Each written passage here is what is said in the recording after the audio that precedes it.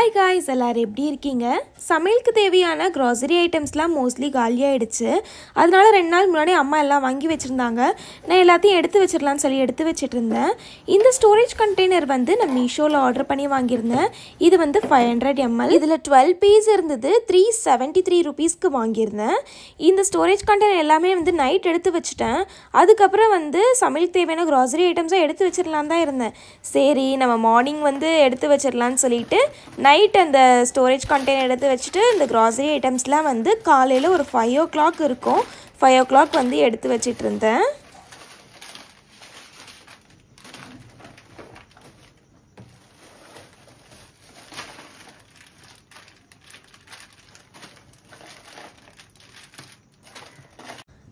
நிறையா திங்ஸ் இருக்குது. ஆனால் அது வைக்கிறதுக்கு தான் ஸ்டோரேஜ் கண்டெய்னர் இல்லை, ஒரே மாதிரி இல்லை.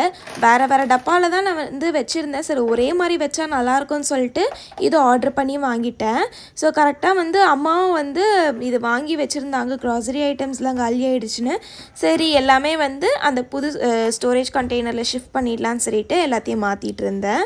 இதுக்கு முன்னாடி வந்து இந்த 1100 ml நான் ஒன்று வாங்கியிருந்தேன் ஸ்டோரேஜ் கண்டெய்னர். இது முன்னாடி வ்ளாகில் வந்து நான் ஷேர் பண்ணியிருப்பேன்.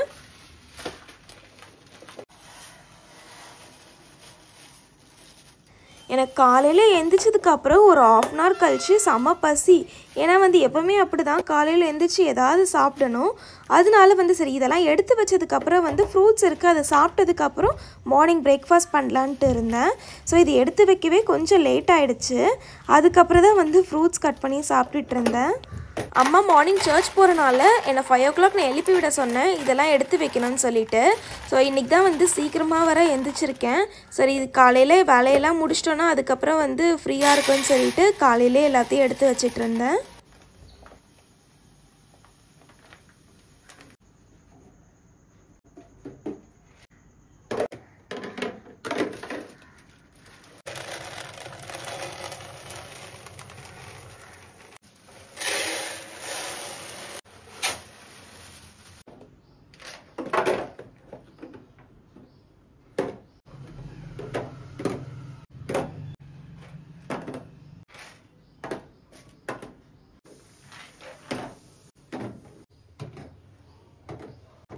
எல்லாமே எடுத்து வச்சதுக்கப்புறம் தான் அந்த ஷெல்ஃப் பார்க்கவே நல்லா இருக்குது. இதுக்கு முன்னாடி வந்து இந்த கிளாஸ் ஷெல்ஃபில் வந்து நிறைய திங்ஸ்லாம் இல்லை, அப்படியே எம்டியாக இருக்கும். இப்போ தான் எல்லாமே வாங்கி அரேஞ்ச் பண்ணதுக்கப்புறம் பார்க்குறதுக்கே வந்து நல்லா இருக்குது. எல்லாமே வந்து ஃபுல்லாக இருந்தனால.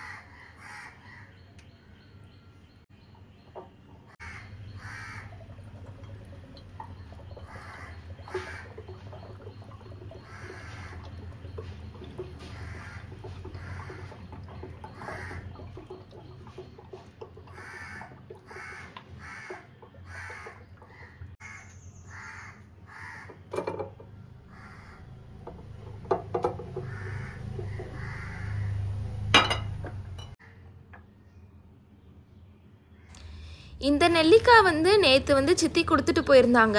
சரி, இவ்வளோ நெல்லிக்காய் இருக்கேன்னு சொல்லிட்டு ஊறுகாய் போடலான்னு தான் எடுத்து வச்சுட்டு இருந்தேன். இதை வாஷ் பண்ணிவிட்டு அதுக்கப்புறம் ட்ரை பண்ணுறதுக்காக அப்படியே வச்சுட்டேன்.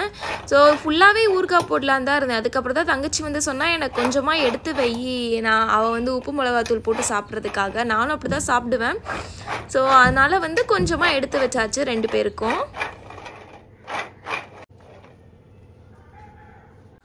அப்புறம் அந்த மணி பிளான்ட் வச்சுருக்க பாட்டில் உள்ள தண்ணியெல்லாம் வந்து சேஞ்ச் பண்ணுறேன். ஏன்னா 1 week ஆகிடுச்சு சேஞ்ச் பண்ணி, தண்ணியெல்லாம் ஒரு மாதிரி ஆயிடுச்சு.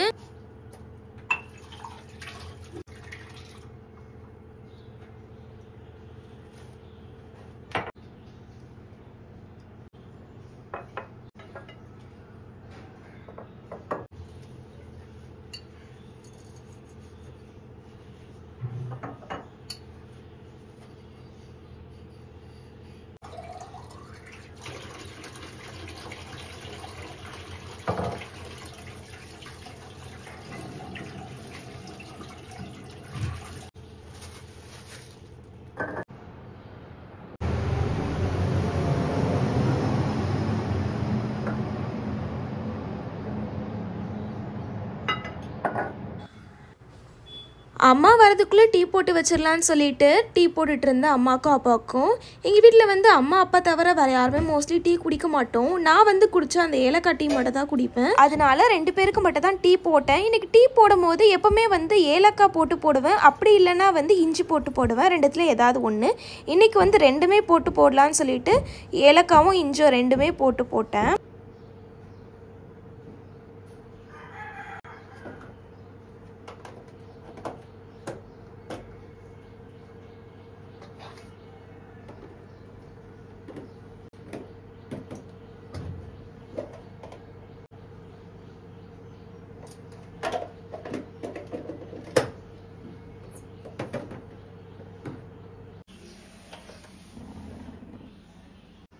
எனக்கு அப்போவே வந்து பசி எடுக்க ஆரம்பிச்சிருச்சு. இதெல்லாம் முடிச்சதுக்கப்புறம் ஃப்ரூட்ஸ் கட் பண்ணி சாப்பிட்லான்னு சொல்லிட்டு இருந்தேன். சரி, இப்போ டீ வந்து தேயிலை வேகிறதுக்குள்ளே வந்து ஃப்ரூட்ஸ் கட் பண்ணிடலான்னு சொல்லிட்டு எனக்கு கட் பண்ணி வச்சுட்டு இருந்தேன். ஸோ கட் பண்ணிவிட்டு வந்து அம்மாவுக்கும் அப்பாவுக்கும் டீ எடுத்து கொடுத்ததுக்கப்புறம் நம்ம உட்காந்து சாப்பிட்லாம் அப்படின்னு சொல்லிட்டு கட் பண்ணிகிட்டு இருந்தேன்.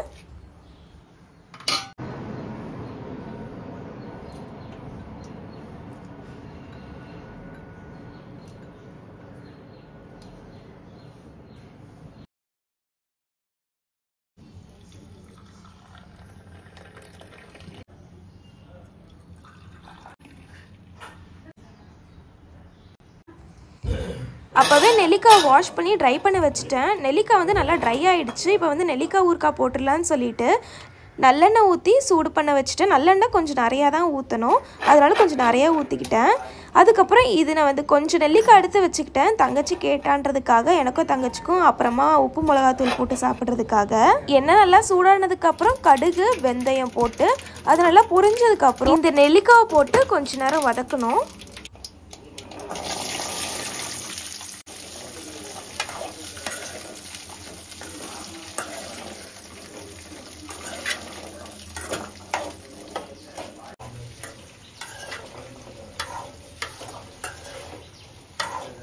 தோசை மாவு ஃப்ரிட்ஜில் இருந்தனால காலையிலத்துக்கு அம்மா தோசை சுட்டுடலான்னு சொன்னாங்க.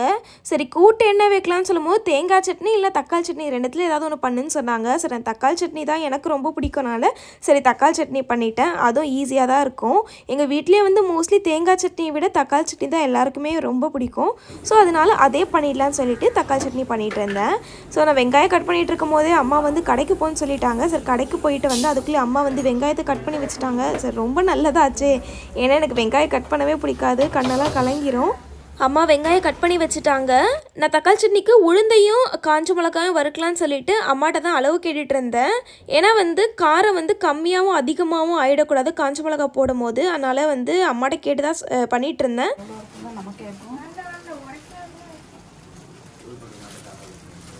உளுந்துலேயும் காஞ்ச மிளகாலையும் கொஞ்சமாக எண்ணெய் ஊற்றிட்டு வறுக்கிறதுக்காக வச்சுட்டேன். சைட்வே வந்து தக்காளியும் கட் பண்ணிடலான்னு சொல்லிட்டு தக்காளி கட் பண்ணிகிட்டு இருந்தேன். குப்பை வண்டியும் வந்துருச்சு. உங்களுக்கு அந்த சவுண்ட், அந்த பாட்டு கேட்டாலே தெரிஞ்சிருக்கும். அதுக்கப்புறம் அம்மா வந்து போய் குப்பையை தட்டிட்டு வந்தாங்க. நான் வந்து இங்கே கிச்சனில் உள்ள வேலையை பார்த்துட்டு இருந்தேன்.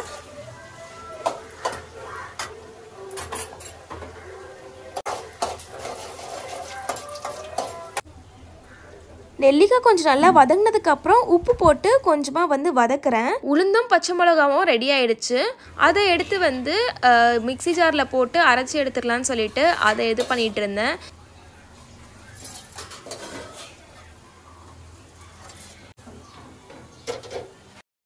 அந்த நெல்லிக்காயில் வெந்தய பொடி கொஞ்சமாக, அப்புறம் மிளகாத்தூள் வந்து ஒரு 1.5 ஸ்பூன் அளவு போடுறேன்.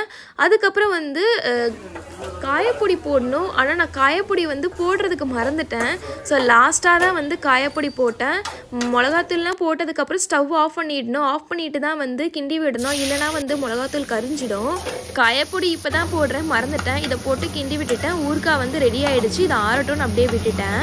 இப்போ தக்காளி சட்னிக்கு வந்து அந்த உளுந்து வறுத்த அதே எண்ணெயில் வந்து வெங்காயம் போட்டுட்டு அதுக்கப்புறம் உப்பு போட்டு நல்லா வதக்கிட்டேன். அப்புறம் தக்காளி கட் பண்ணி வச்சுருந்தால அதையும் போட்டு நல்லா வதக்கிட்டேன். இது வதக்கினதுக்கப்புறம் உளுந்தையும் காஞ்ச மிளகாவையும் பவுடர் பண்ணி வச்சுருந்தால அதில் வந்து இந்த வதக்கினதை எடுத்து போட்டு அரைச்சதுக்கப்புறம் தக்காளி சட்னி ரெடி ஆகிடும்.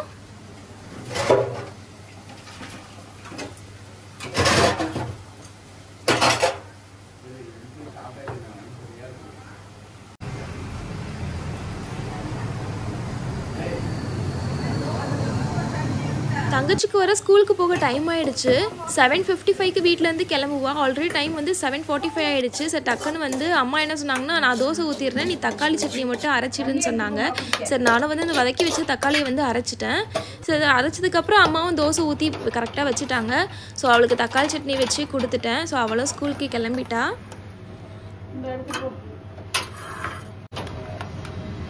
அம்மா இந்த நெல்லிக்காய் உப்பு மிளகாய் போட்டு வச்சு கொடுங்க.